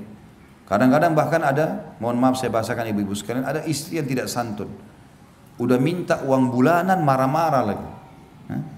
Hasil keringatnya orang diminta marah-marah, gimana itu? Tapi karunia Allah, Allah berikan kedewasaan dalam hati manusia. Laki-laki kadang-kadang walaupun suami istrinya begini, ya sudahlah dikasih. Kadang-kadang minta maaf ya, telat. Padahal sebenarnya hasil keringatnya. Ya. Kalau mau dipikir siapa orang ini enak bener, saya yang banting tulang setengah mati. Kadang-kadang dihukum kalau telat, ya. Harus nagih utang sana sini, tapi akhirnya dia yang habisin. Kasih makannya, minumnya, pakaiannya. Makanya haknya sangat luar biasa istri itu, suami itu. Harus diberikan di sini. Yang kedua, tadi itu mentaati pada hal yang ma'ruf. Memelihara diri dan menjaga kehormatannya. Menjaga harta dan anak-anaknya serta urusan rumahnya. Yang dimaksud dengan menjaga harga diri adalah tidak interaksi sama lawan jenis. Ya. Sudah cukup, tidak ada poliandri dalam Islam. Perempuan tidak boleh punya dua suami, satu suami. Tidak ada poliandri. Poligami bagi laki-laki ada. Tapi poliandri tidak ada. Maka sudah ada suami, selesai. Nggak ada lagi laki-laki lain, sudah selesai. Lampiaskan di situ perintah-perintah agama, ya, semua yang dibutuhkan dari lawan jenis, sudah selesai. Sampai meninggal, insya Allah masuk surga. Kemudian yang dimaksud dengan menjaga harta dan anak-anak adalah titipan suami. Makanya saya pernah bilang kalau dalam bab nafkah, misal ibu dikasih, ini nafkah ya 10 juta. Kemudian ternyata pengeluaran kita tiap bulan 8 juta. 2 juta ini harus dilaporin ke suami. Ini ada lebih 2 juta ya. Bagaimana? Kalau kita dengan santun baik kan misalnya suami bilang sudah nggak apa-apa buat tabungan kamu misalnya. Sudah jadi halal buat ibu. Itu pun kalau sumbernya dari suami, nanti misalnya 2 juta ini tiap bulan ibu tabung. Misal dalam setahun kali 12 kan jadi 24 juta. Terus ibu mau investasikan, ibu bahasakan, jangan tidak. Nggak boleh. Saya mau usaha ini ya, pakai uang ini sudah saya tabung sekian. Maka insya Allah jalankan halal. Kecuali memang dasarnya uang itu dasarnya uangnya ibu sendiri. Misal ibu dapat warisan, ibu memang sebelum nikah sudah punya usaha, itu lain. Itu biar ibu keluarkan tanpa sampaikan suami, haknya ibu tuh, haknya ibu. Suami nggak punya hak di situ. Tapi kalau sumber dari dia nggak boleh, harus disampaikan. Menjaga anak-anak juga ini ibu-ibu harus tahu, boleh pakai pembantu, boleh pakai babysitter, tapi tidak boleh membiarkan anak dididik oleh mereka. Banyak anak-anak muslimah akhlaknya seperti akhlak pembantunya. Nah, memang dia tidak pernah urus sama sekali. Bangun tidur, dia tinggal mandi, makan, keluar. Anaknya mana cuma dilihat sebentar. Oh sudah mandi, sudah selesai. Tidak, bukan itu. Duduk, ajarin kalimat-kalimat yang baik. Duduk, ya, ajarkan agama. Kalau lagi dimandiin sama pembantu, lihat, datang, benar nggak cara mandinya? Mungkin anak kita masih belum bersih cara mandinya. Mungkin dipaksa, gitu kan? Saya pernah temukan anak saya, setiap kali mau mandi, kayak orang yang ketakutan. Ketakutan luar biasa, kayak orang yang stres, trauma. Sampai saya panggil anak saya panggil anak laki-laki saya panggil, sini nak, coba masuk ke kamar mandi, saya coba mandikan. Alhamdulillah saya mandikan sendiri anak saya, umur 3-4 tahun, ya, sama sekali nggak nangis. Tapi saya lihat ternyata dia kayak orang trauma. Jadi selama ini kalau dimandikan oleh teman yang membantu di rumah ini, itu sering dipaksa. Ditutup itu kamar mandi, dipaksa, disiramin langsung. Kadang-kadang tidak nafas. Dia trauma dengan itu. Lihat kalau orang tuanya tidak awasin, saya bilang sama istri saya, lihat tuh. Bahayanya kalau kita cuma biarkan saja. Gitu kan? Dia mandi sama saya enggak trauma sama sekali. Dan saya lihat sendiri waktu saya mau siram kepalanya kayak orang ketakutan, enggak mau. Saya kasih dia timba, mandi sendiri nak. Lihat nih caranya, mandi. Akhirnya dia bisa. Sekarang alhamdulillah sudah baik. Dan saya dudukin akhirnya saya bicara baik sama muslimah ini saudari kita. Hati-hati kalau anak-anak ini jangan sampai salah pendidikan. Nah ini kebanyakan perempuan yang lupa ya, atau melepaskan begitu saja anaknya. Dia tidak punya keterlibatan di situ. Ini salah juga ya. Karena anak-anak adalah aset amal jariah. Tapi sekali lagi boleh pakai tenaga yang membantu. Serta seluruh urusan rumah di sini kebersihan, kerapian. Hal ini berdasarkan firman Allah Taala dalam surah Nisa ayat 34. A'udzu billahi minasyaitonir rajim. Fas-salihatu qanitatun hafidatun lil ghaibi bima hafidallah. Sebab itu maka wanita yang salihah ialah yang taat kepada Allah lagi memelihara diri ketika suaminya tidak ada oleh karena Allah telah memelihara mereka. Perselingkuhan ini bahaya sekali ya, apalagi kalau terjadi dari kaum wanita gitu kan. Rasulullah SAW juga bersabda dalam hadis yang sahih diriwayatkan Bukhari nomor 893, Imam Muslim 1829, wal mar'atu ra'iyatun ala baiti zawjiha wa waladihi. Dan wanita adalah pemimpin di rumah suaminya, maksudnya bertanggung jawab terhadap rumah suaminya dan anak-anaknya. Juga sabda Nabi SAW di dalam hadis yang diriwayatkan Tirmidzi nomor 1163, fahakkuhum alaihinna alla yuti'na furushakum man takrahuna wa la ya'dhanna fi buyutikum liman takrahun. Maka hak kalian terhadap para istri kalian adalah agar tidak mengizinkan orang yang tidak kalian sukai meniduri tempat tidur kalian dan tidak mengizinkan orang yang tidak kalian sukai masuk ke dalam rumah kalian. Tentu semua laki-laki yang berusaha berinteraksi sama istri kita yang bukan mahram tentu kita tidak senang. Otomatis seperti itu larangan mutlak. Ya. Karena bagaimana seorang istri ranjangnya suami yang beli, lemarinya, listrik rumahnya suaminya yang bayar, lalu dia masukkan laki-laki lain di situ. Dari mana adab dan tata keramanya ini? Tidak mungkin. Ya. Haram dalam Islam itu. Ataupun dia berselingkuh di luar, nggak mungkin. Ya. Dan ini waswas syaitan kadang-kadang membuat sebagian wanita dikuasai syaitan. Padahal sebenarnya suaminya sudah bisa penuhi dia. Sama halnya kalau suami punya kekurangan dalam masalah biologis, misalnya ejakulasi dini dalam masalah biologis, kita bisa terapi kok itu. Kita bisa bantu suami. Kita bisa membantunya, gitu kan? Supaya pikiran dia tidak berfokus ke situ. Dan itu bisa saja kita lakukan. Ya. Itu ada untuk tata cara sendiri dan bisa konsultasi sama teman-teman medis dalam masalah ini. Yang ketiga, tetap tinggal di rumah suaminya sehingga tidak keluar ke rumah kecuali dengan izin dan kerelaannya yang disertai dengan menundukkan pandangan, merendahkan suara, menahan diri dari berbuat buruk, memelihara lisan dari perkataan kotor dan jorok, serta senantiasa memperlakukan kerabat suami dengan baik sebagaimana sikap suami terhadap mereka. Karena tidaklah seorang istri dianggap telah berbuat baik terhadap suaminya jika ia berbuat buruk terhadap orang tua dan kerabat suaminya. Allah berfirman di dalam surah Al-Ahzab ayat 33, A'udzu billahi minasyaitonir rajim, wa qarna fi buyutikunna wa la tabarrujna tabarrujal jahiliyatil ula. Al-ayah. Dan hendaklah kamu para wanita tetap di rumah kalian atau di rumahmu dan janganlah kamu berhias dan bertingkah laku seperti orang jahiliyah dahulu. Orang jahiliyah itu di Mekah, kalau mereka di rumah, mereka bajunya berantakan. Kalau mereka keluar rumah, dandanannya luar biasa. Ini dianggap dengan tradisi jahiliyah. Kalau kita balik sekarang, di rumah justru silakan menor, silakan indah, silakan cantik, silakan rapi. Di luar malah harusnya biasa-biasa, jangan jadi fitnah buat orang. Ini perintah Allah dalam surah Al-Ahzab. Dalam surah Al-Ahzab juga ayat 32 Allah berfirman, A'udzu billahi minasyaitonir rajim, fala takhdha'na bil qawli fayatma alladhi fi qalbihi marad. Al-ayah. Dan jangan juga kamu tunduk dalam berbicara sehingga berkeinginanlah. Sebenarnya bukan tunduk ini, takhdha'na bil qaul artinya perkataan yang suaranya sengaja dimanja-manjakan. Ya. Ini yang dilarang dalam Al-Quran. Jadi kalau bicara ada penting, misalnya lagi belanja di pasar atau segala macam, saya mau beli ini pak, saya mau beli ini, to the point, gitu. Ya. Gak usah mutar-mutar. Ayamnya ini beli di mana pak? Ya. Ini kapan disembeli, gitu kan? Berapa ekor bapak jual sehari? Untuk apa? Ya. Untuk apa banyak bertanya ini? Apalagi kalau menggunakan kata-kata yang tidak benar ya, kata-kata yang bisa mengundang syahwat. Maka janganlah kamu tunduk dalam berbicara sehingga keinginan orang yang ada penyakit dalam hatinya mengganggu kalian. Jadi nggak boleh sampai bermanja-manja akhirnya laki-laki ingin mengganggunya. Kemudian dalam surah An-Nisa 148 juga berbunyi, A'udzu billahi minasyaitonir rajim, la yuhibbullahu al-jahra bis-su'i minal qawli illa man zulim. Al-ayah. Allah tidak menyukai ucapan buruk yang diucapkan dengan terus terang kecuali oleh orang yang dianiaya. Juga dalam surah An-Nur ayat 31 Allah berfirman, A'udzu billahi minasyaitonir rajim, wa qul lil mu'minati yaghdudna min absarihinna wa yahfadna furujahunna wa la yubdina zinatahunna illa ma dhahara minha.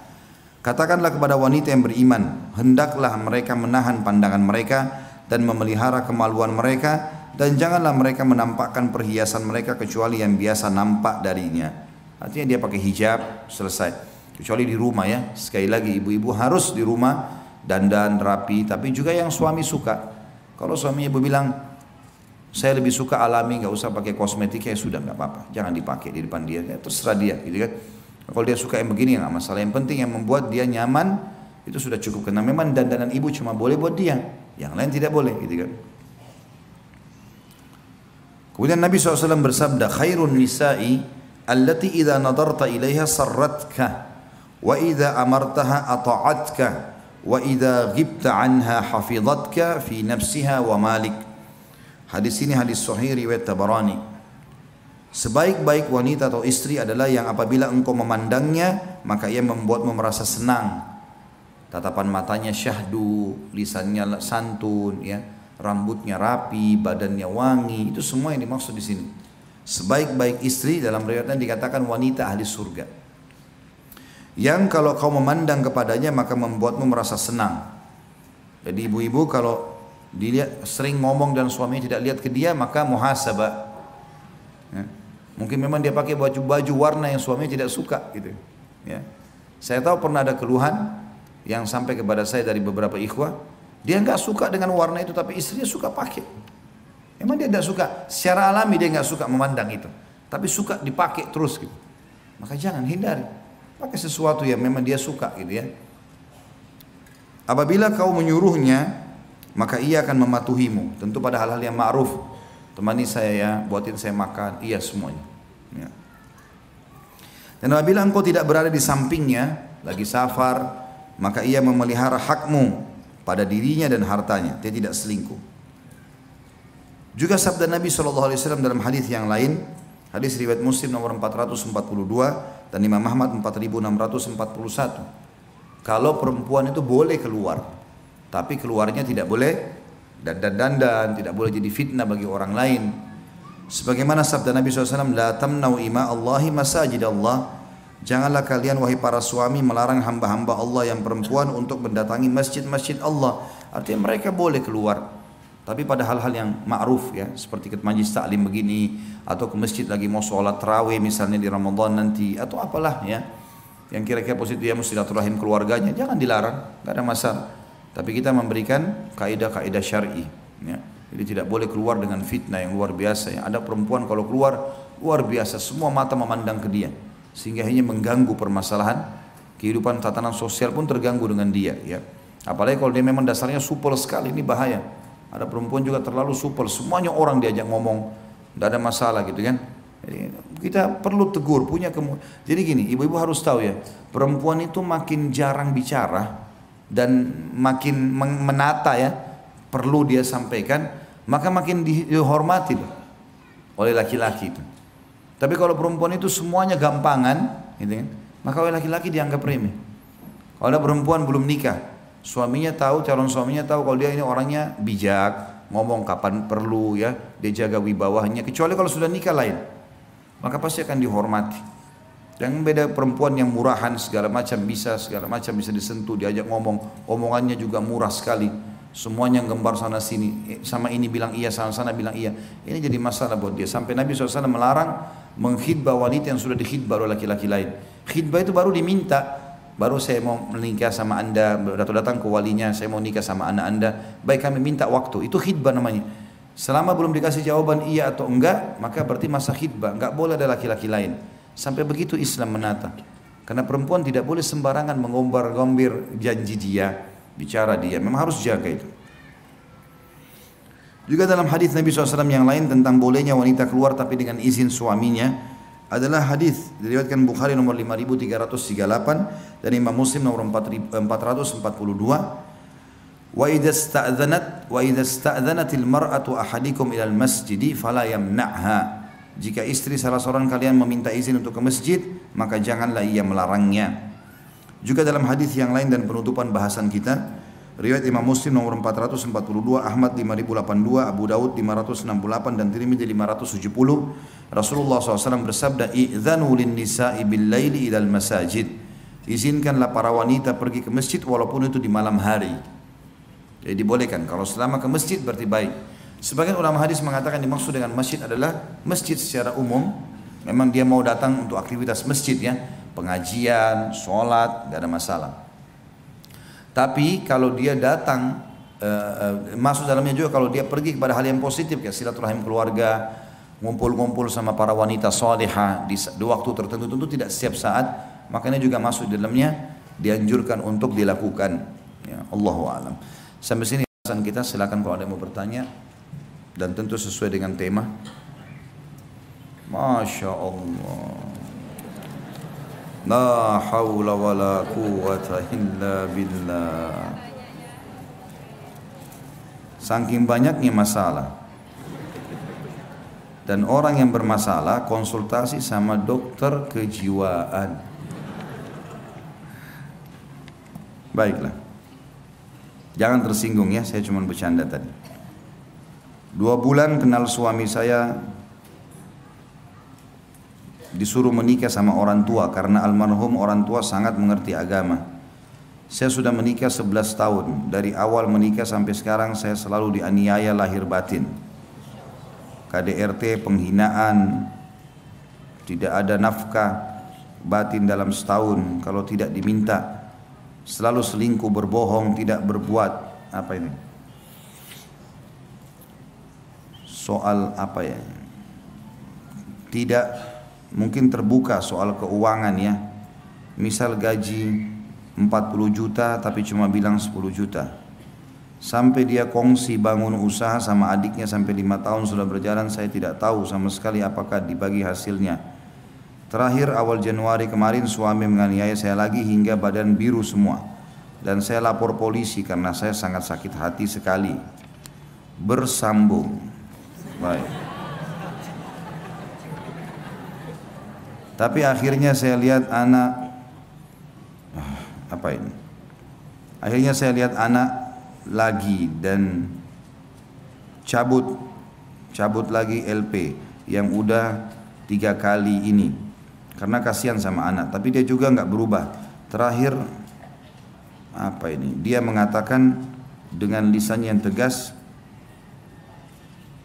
gue ceraikan lu sekarang juga.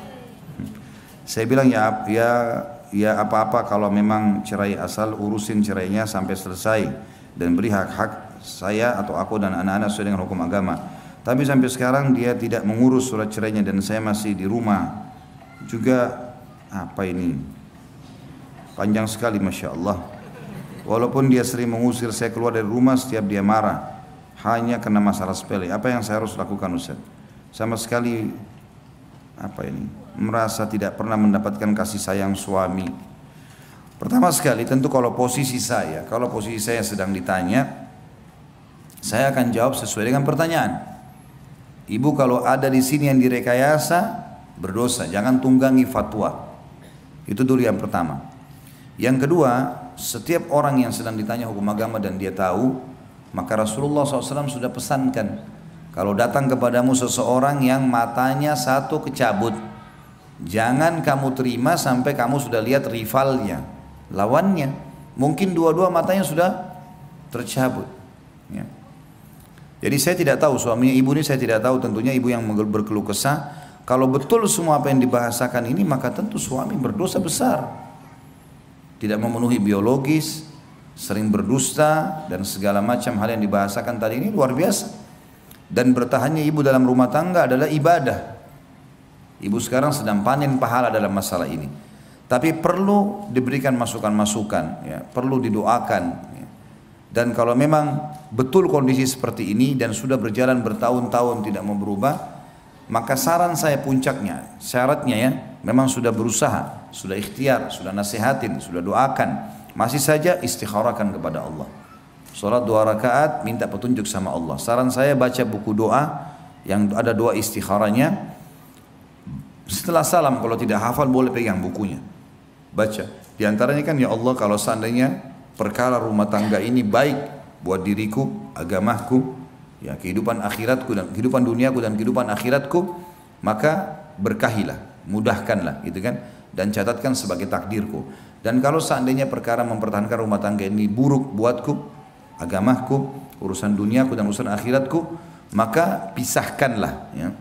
Pisahkanlah dan tunjukkanlah kebaikan dimanapun itu teradakan atau terarahkan. Saran saya seperti itu. Allah alam. Jadi ibu istikharah kepada Allah SWT kalau betul-betul sudah ikhtiar, ya, istikharah kepada Allah, minta kepada Allah petunjuk. Kalau memang Allah mudahkan dia akhirnya ajukan perceraian, berarti itu yang terbaik. Kalau misalnya dia tidak ajukan perceraian, ibu juga di rumah masih tetap ada nafkah, ya, masih ada rumah, anak-anak masih bisa diselamatkan dari sisi agama, mungkin memang Allah malah ingin tinggikan derajat ibu dengan cobaan ini, ya. Tapi kesimpulan dari semua yang pernah ditanyakan ini teman-teman sekalian, memang wasiat agama penting, luar biasa itu. Agama menyuruh kita menikah dengan orang yang beragama. Beragama ini penting. Laki-laki diwasiatkan begitu, perempuan diwasiatkan begitu. Sudah sering saya bilang, hadis Nabi SAW, tungkahul mar'atu li arba'ah. Wanita umumnya dinikahi laki-laki karena 4 hal. Limaliha karena kekayaannya, lihasabiha karena keturunannya, lijamaliha karena kecantikannya, walidiniha dan karena agamanya, fadfar bidzatid din taribat yadak. Pilih wanita yang beragama, hidupmu akan tentram. Itu bagi laki-laki. Bagi perempuan juga begitu. Rasulullah SAW bersabda, idza ja'akum man tardawna dinahu wa khuluquhu fazawwijuh illam taf'alu takun fitnatun fil ardi wa fasadun kabir. Takun fitnatun fil ardi wa fasadun kabir. Kalau hai wanita dan hai wali wanita, ayahnya, kalau telah datang kepada kalian laki-laki yang kalian ridhoi agamanya, beragama, sholat 5 waktu, faham agama, ya, dan akhlaknya, karena akhlaknya akan terbentuk perilakunya, santun tutur katanya, maka terima lamarannya, kalau tidak akan terjadi kerusakan di muka bumi, fitnah dan kerusakan. Kata ulama terjadinya perceraian dan kekerasan di rumah tangga. Cuma qadarullah masya'afal, ini sudah terjadi. Bagi yang belum terjadi, belum menikah, maka pilih baik-baik. Sampai kata Nabi SAW, wala amatun saudaun kharma dhatud din khair. Wanita yang beragama walaupun budak berkulit hitam, kharma, enggak ada pemisah hidungnya, lubang hidungnya satu, tetap beragama, itu lebih baik. Jadi saran saya tadi, Allah alam begitu, nasihatin, uruskan, kalau enggak istikharahkan, ikuti hasilnya setelah itu. 2 tahun yang lalu saya mengucapkan kata cerai dan langsung disetujui oleh suami. Setelah itu saya langsung pergi, dan memang sejak anak saya lahir sampai 5 tahun kami tidak serumah. Dan sekarang anak kami 7 tahun. Kami dipisahkan keluarga karena sering bertengkar. Anak dan suami di rumah mertua, dan saya tinggal sendiri, namun masih diberi nafkah lahir dan batin. Namun setelah lebih dari 3 bulan, di saat sedang berhubungan biologis, dia tidak berkata ingin rujuk, namun hanya karena kangen, karena takut pada keluarga yang tidak boleh kami bersama kembali. Apakah status kami sekarang, Pak Ustadz? Apakah masih sah pernikahan kami atau tidak? Saya mohon solusi yang terbaik menurut agama dari Pak Ustadz. Yang paling pertama begini, semua pertengkaran di rumah tangga hindari. Tidak usah ribut-ributan, bertengkar nggak usah. Saya sudah bilang tadi solusinya, coba besarkan jiwa kita, yang benar maafkan, yang salah minta maaf, begitu saja. Clearkan, dan kita harus berbesar jiwa supaya pertengkaran tidak terjadi. Itu dulu yang pertama. Yang kedua, kalau yang dimaksud sini berhubungan biologis, masih kangen segala macam, itu kan bukti kalau memang sebenarnya masih butuh, gitu kan. Kalau berhubungan biologisnya itu di masa iddah, 3 bulan pertama pengucapan kalimat cerai, maka boleh rujuk dengan cara seperti ini. Berhubungan biologis walaupun tidak bilang kita rujuk ya, enggak. Makanya pada saat masa iddah 3 bulan dari masa pengucapan kalimat cerai, seorang wanita dianjurkan tidak tinggalkan rumah suaminya. Bahkan dia dandan, dia berbuat kebaikan-kebaikan supaya suaminya tertarik untuk rujuk sama dia. Di masa iddah, setelah masa iddah dia boleh keluar dari rumah suaminya. Kecuali kalau suaminya buruk, pemabuk segala macam, ini lain. Ya, atau bahkan bisa membahayakan jiwa dia, bisa membunuh, bisa memukul segala macam, itu lain. Itu dulu. Jadi kalau dia rujuk atau berhubungan biologis ini, rujuk itu tidak harus kalimat ya. Boleh berhubungan biologis, boleh saling minta maaf. Tapi kalau sudah lewat masa iddah 3 kali masa haid, tidak boleh lagi seperti ini. Harus menikah ulang seperti awal. Seperti awal menikah. Dan kalau terjadi biologis ini tidak sah, dianggap perzinahan. Karena sudah lewat dari masa iddah, gitu kan. Ya, saya tidak tahu ibu ini sudah berapa lama berpisah tidak serumah, atau maaf, sejak kapan pengucapan kalimat cerai. Kalau tidak ada pengucapan kalimat cerai berarti walaupun tidak serumah status suami istri masih berjalan. Tapi kalau ada pengucapan kalimat cerai dari suami, maka otomatis seperti tadi hukumnya. Tapi kalau di sini ibu lihat anaknya, ya, sudah 2 tahun ya sini kayaknya. Dari 5 tahun anaknya sampai umur 7 tahun anaknya.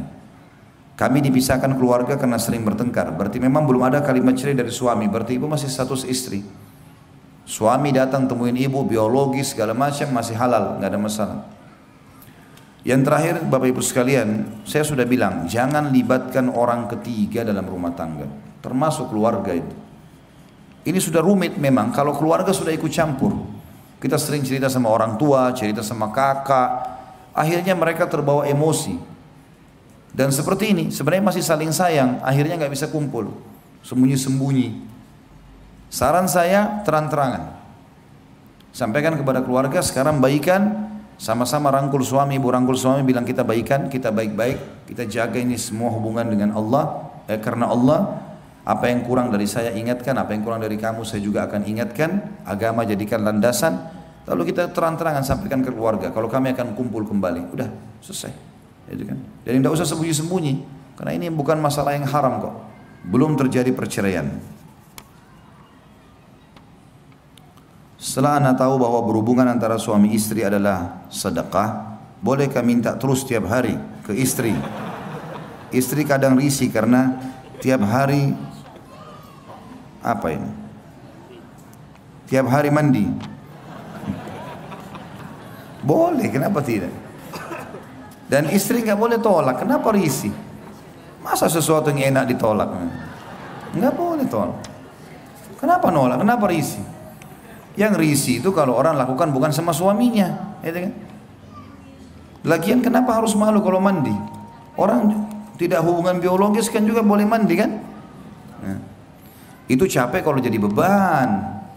Ya, kalau dijadikan beban, kalau dinikmati nggak bakal capek kok. Apalagi kalau tahu ini adalah ibadah kan gitu. Jadi nggak ada masalah.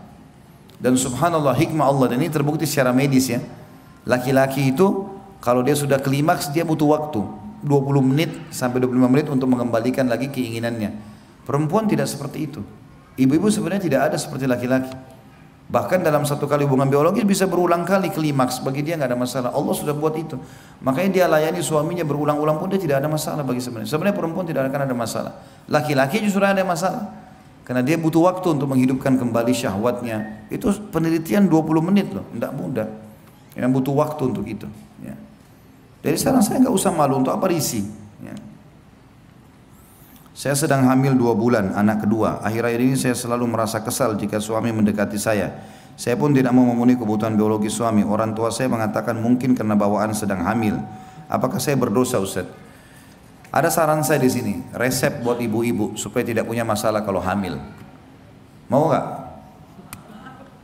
Ya nenek-nenek sudah nggak mau memang. Saya tahu pasti nggak mau nenek-nenek. Jadi gini, kebanyakan orang itu dia selalu ngidam, mau mangga mudah lah, mau sop ayam yang ada di Lamongan, padahal dia di Jakarta, mau bubur Manado yang di Manado. Wah, ini tidak mau lihat suami, nggak mau lihat cahaya. Tahu apa sebabnya ini? Ini sugesti diri. Jadi kadang-kadang waktu ibu masih gadis, ini saya bahasakan ke istri saya. Ini kadang-kadang waktu masih gadis, mungkin ibu kita sama teman-temannya lagi ngobrol. Saya kalau ngidam, tidak mau lihat suami saya. Kita nggak sadar sedang rekam itu sebenarnya. Saya nggak mau lihat cahaya. Saya pengen mangga ini, saya pengen begini. Akhirnya terekam. Terekam itu. Dan itu akhirnya pada saat hamil, tanpa disadari jadi masalah. Jadi masalah, gitu kan. Jadi ini semestinya bisa diobati secara kejiwaan. Walaupun kalau muncul, kalau sudah muncul memang pengen sekali, gak ada masalah. Boleh kita bahasakan ke suami. Ya. Dan ini harus dibahasakan baik-baik. Terutama kalau sensitif, seperti masalah biologis sensitif memang. Karena suami kadang-kadang tidak bisa mengerti masalah itu. Bukan karena dia ya, karena kejiwaannya memang gak bisa. Dia gak bisa membendung itu. Masuk kepada pikiran, masuk kepada perasaan, masuk ke segala macam emosional gitu kan. Saran saya yang pertama, ibu tentunya konsultasikan kepada teman-teman medis. Mungkin ada obat-obat yang bisa dikonsumsi, anti mual atau apalah yang bisa membuat kita akhirnya hilang dari perasaan-perasaan ini. Yang lain adalah yang kedua, saran saya tadi, sugesti. Coba sekarang bilang dalam diri ibu sendiri, saya nggak masalah. Saya kalau ada makanan saya makan nggak masalah. Saya suka dekat dengan suami saya. Jadi harus bahasanya seperti itu. Sehingga dalam jiwa kita, di mindset kita yang sudah terekam tidak benar ini, dulu bisa tergantikan dengan yang baik gitu ya. Ini poin ya, yang mungkin Allah alam yang saya bisa kasih masukan. Kalau misal pun ibu datang perasaan, dan banyak istiadah kepada Allah ya, karena tidak melayani suami ini dari syaitan biasanya. Kalau misalnya sudah konsultasi sama medis tadi poin pertama, ternyata memang ada hormon tertentu yang ibu miliki, mungkin tidak umumnya pada wanita, dan itu memang membuat perasaan tidak mau berhubungan biologis. Tentu pada saat konsultasi sama dokter, ajak suami. Jadi ibu tenang, suami juga tenang. Memang ibu istri, misalnya dokter bilang memang istrinya bapak ini begini keadaannya, mungkin bisa dimengerti. Insya Allah kan dengan konsultasi sama dokter dia bisa paham. Atau mungkin ibu yang dibahasakan, indah bu, ini cuma sugesti ibu, nggak apa-apa, ibu biologis nggak apa-apa. Kita tahu wanita hamil nggak ada masalah dengan biologis. Itu cuma keyakinan orang Yahudi ya. Makanya pernah di zaman Nabi SAW terjadi orang-orang Yahudi menyebarkan berita kalau wanita hamil tidak boleh digauli, dan kalau digauli anaknya bisa juling. Begitu keyakinan orang Yahudi di Madinah. Maka sampai ke telinga Nabi SAW, maka Nabi SAW mengatakan itu tidak benar, dan boleh wanita hamil itu digauli, tidak ada masalah. Tidak akan berpengaruh sama sekali. Oh nanti keguguran, enggak akan keguguran. Kuasa Allah SWT itu ya, tidak ada hubungannya sama sekali. Bagaimana bila seorang suami yang menggunakan uang kartu kredit atau KTK tapi saya tidak pernah memakai uang itu dan saya disuruh bayar utang-utang dia. Setelah saya bayar dia menambah lagi utang ribanya. Akhirnya saya memutuskan untuk berpisah. Suami minta dibayar kalau dia harus berpisah saya harus bayar dia 1/4 miliar. Saya bayarkan apa yang dia minta. Bagaimana dengan sikap saya? Saya selalu minta maaf tapi dia tidak mau memaafkan. Saya ikhlas merawat ketiga anak saya karena beliau tidak menafkahi anak-anak.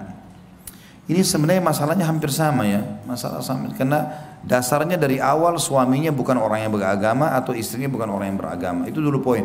Makanya saya selalu wasiatkan, dan ini kalau bapak ibu sudah alamin, jangan kasih anak-anak lagi mengalami hal yang sama, kesian.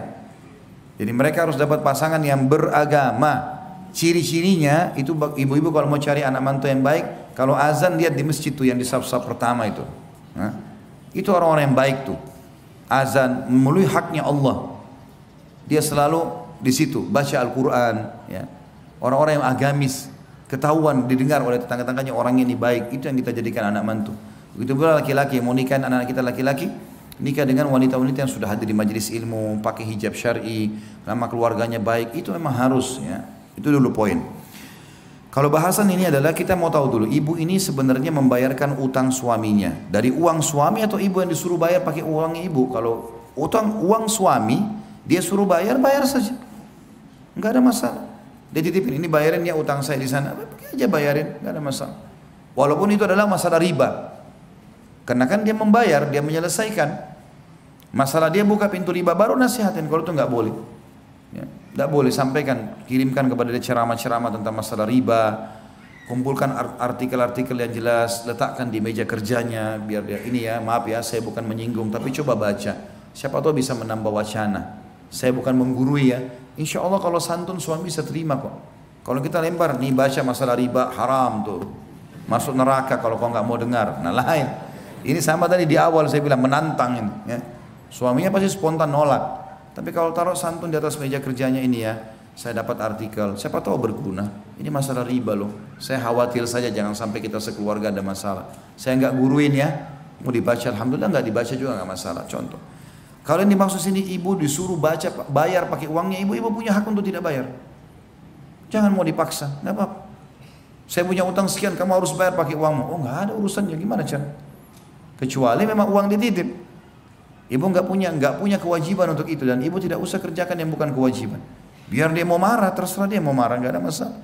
Kan bukan kewajiban saya, yang utang kan kamu. Baik, kamu kan juga makan. Enggak, saya nggak makan. Kan tadi dikatakan saya nggak makan kan? Saya nggak ambil hari itu. Kalaupun misalnya dia berutang sama orang, kemudian utang itu dipakai beliin rumah, pakai beliin segala, memang kewajiban dia, bukan kewajiban ibu. Dia kan harus siapin nafkah. Ibu nggak harus bayar.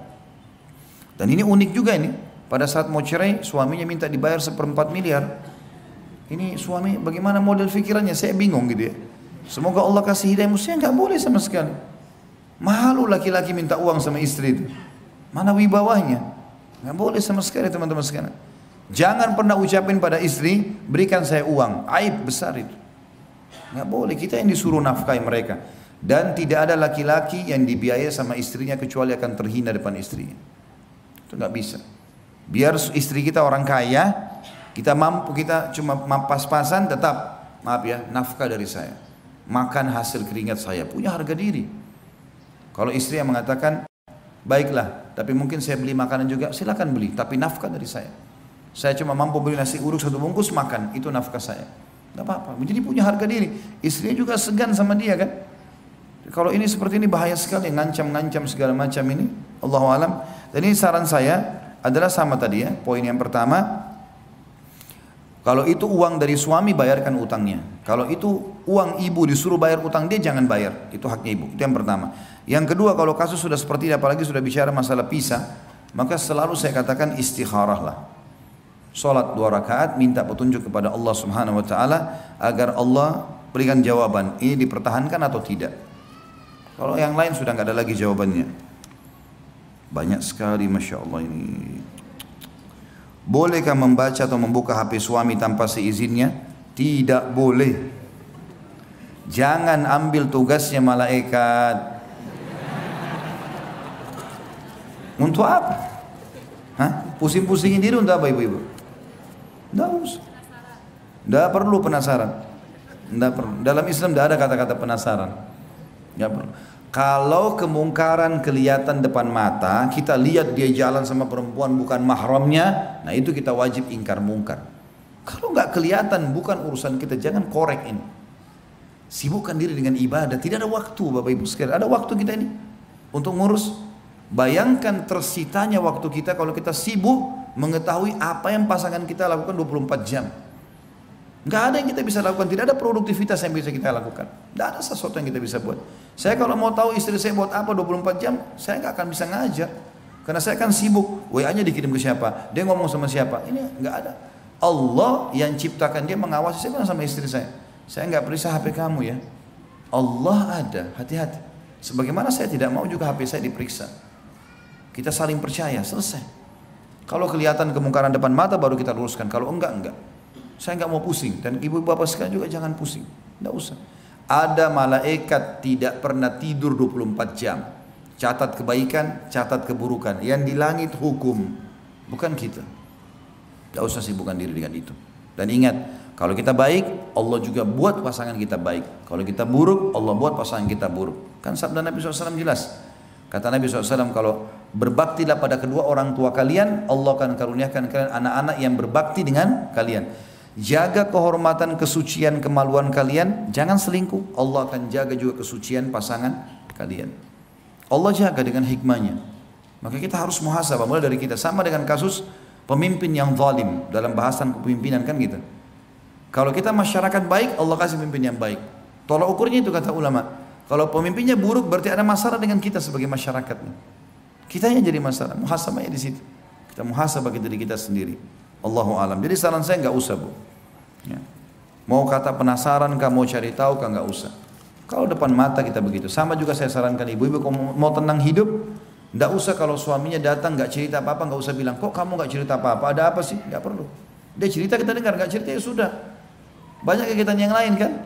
Bisa baca buku, bisa segala macam. Kita ceritakan ke dia. Anak-anak begini, tadi ada tamu, tadi ada begini. Nah, sebatas itu. Maka hidup akan tenang. Memang yang merumutkan masalah kehidupan kita ini karena begitu. Terlalu banyak mencampuri hal-hal yang berhubungan dengan pasangan yang memang tidak ada hubungannya sama kita sama sekali. Allahu a'lam bishawab. Sampai sini saya Bapak Ibu sekalian karena sudah jam 11 lewat dan saya harus mengantar ayah saya ke bandara. Beliau lagi datang kebetulan dari Makassar. Dan sebelum saya tutup juga, tentu saya harap teman-teman jangan terlalu mudah menyebarkan informasi kalau belum memastikan ya. Kemarin saya ditanya sama teman-teman tim, Ustadz memang ibunya Ustadz meninggal, gitu kan? Ada banyak tersebar di WA, ibunya Ustadz Khalid Basalamah meninggal. Ibu saya meninggal tahun 1979. Saya masih 4 tahun. Sudah lama meninggal. Saya bilang sama teman-teman tim, kok ibu saya sudah meninggal lama baru sekarang mau ditahu ya? Ayah saya alhamdulillah menikah lagi, ada pasangan beliau dan ibu saya anggap ibu saya dan ada beliau di Jakarta dan akan berangkat hari ini ke Makassar. Jadi nggak ada. Tapi sudah diekspos di mana-mana. Ini harus hati-hati terima berita seperti ini, gitu kan? Sama juga informasi saya akan menemani ayah saya ke bandara, bukan saya yang ke Makassar ini. Ya. Tadi sudah ada berita begitu, katanya mau ke Makassar gitu. Padahal sebenarnya tidak. Allahu a'lam. Jadi kita harus lebih hati-hati, apalagi sebarin berita sebelum tabayun tidak boleh. Yang begitu saya Bapak Ibu sekalian. Subhanakallahumma bihamdika, asyhadu an la ilaha illa anta astaghfiruka wa atubu ilaik. Wassalamualaikum warahmatullahi wabarakatuh. أهل الذكر إن كنتم لا تعلمون